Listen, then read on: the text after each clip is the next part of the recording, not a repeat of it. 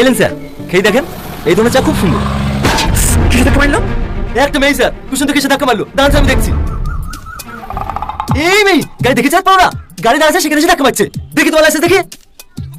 Licence নয় sir. Sir, আমাদের এখানে বাড়ি, এটা প্রধানের বোন। প্রধানের বই দেখে আইছে?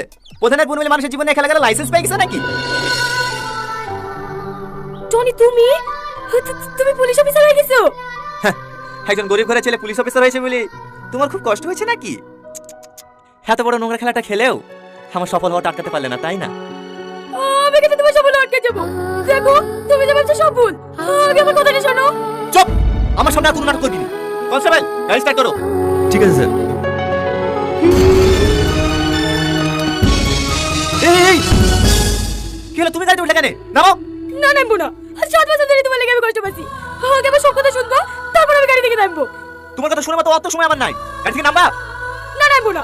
তুমি যতক্ষণ না আমার কথা শুনবা, আমি গাড়িতেই বসে থাকবো। কনস্টেবল, হ্যাঁ হ্যাঁ স্যার, নামো গাড়ি থেকে। ছাড়েন, কোনো জায়গায় হাত দেবেন না। নামছি। বাবা, ফাস্ট তো তুমি।